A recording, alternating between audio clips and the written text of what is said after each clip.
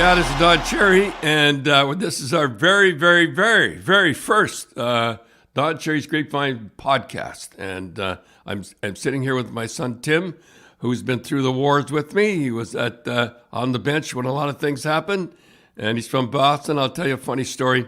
He even talking like a Bostonian. I remember he come down. He says, I said, well, I have to ask him about school when we were in Boston. I said, how's it? He says, yeah, he says, we learned about shocks today. I said, oh, that's good. He's learning about cars and stuff. He says, no, shocks. And then my wife said to him, he's talking about sharks. Yeah, you quickly picked up the dropping the R's in Boston. Shock, ka, and everything. It's almost like a different language. Pop was called tonic. Yeah. Somebody said, you want a tonic? And I thought, because I thought it was tonic water. I remember when we went there with Boston and we said, can we have a milkshake? And they shook up a bunch of milk. Right, yeah. What do they call them? Frappes. Fraps, milkshakes are fraps. Submarines are hoagies. Cindy worked at the hoagie. Yeah, my daughter, Cindy, went hoagies. So what the heck's a hoagie?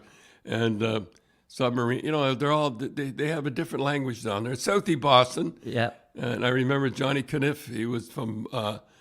He was a great guy, and he played for me in Rochester. And after you'd have a couple of beers, you could not understand this guy, and you could not understand him. He was a great guy, and I think he became a coach somewhere down. He was assistant coach for the Bruins. Right. Well, I think that everybody wants to know. Last week was kind of a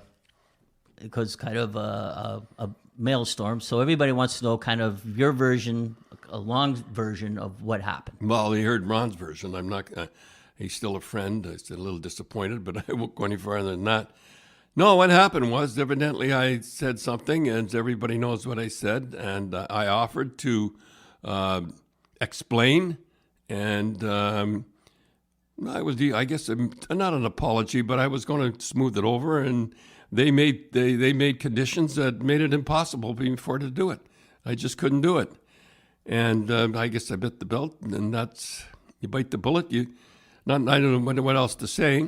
I said what I said. I still say, and I still say, everybody in Canada should wear a poppy. And I've said it before, and I'll say it again.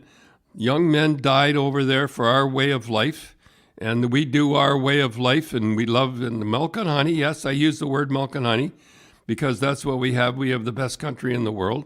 And I still believe everybody should wear a poppy. And evidently that I said something and upset Sportsnet, and they canned me, and I am now unemployed except for doing this beautiful podcast. Did they, like right after that, the whole thing happened, did anybody come and say anything to you? No, and nobody... No, nobody did, and I just assumed I never got a letter. I never got anything. I just assumed they knew it was over, and there was a few guys in there that they were good guys. But I mean, I guess no, I'm saying like after the coach's corner. Oh, you mean guys that phone me? Well, I don't want to get them in trouble. But a lot of guys phone me. A lot of hockey players phone me. A lot of general managers phoned me. A lot of people, a lot of guys from the service left a message.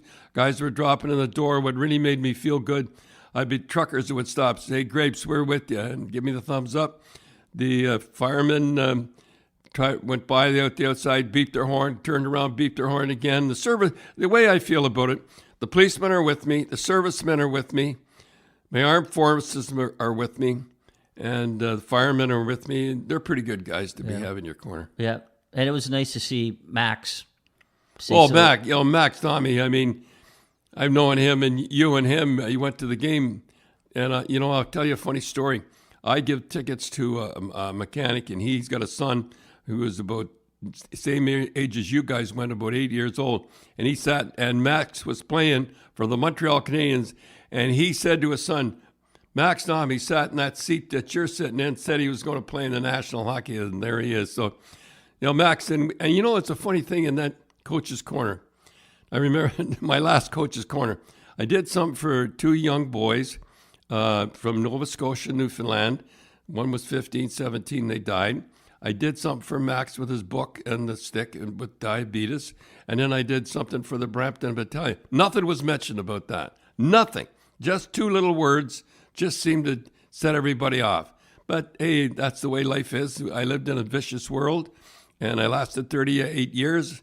Happy to be there for 38 years, and if I got to go, I'm glad I'm going out with my shield. Yeah, that's good. It's a different world out there with the cancel culture, and you know that they had their eyes set on you. They had their guns set on you for, I think, this year for sure. I mean, I think there was a lot of fake outrage, and that's what happened. Well, I can't say anything, Ken. Yeah. On to better glories. One door closes, another door opens up, and I'm really. This is fun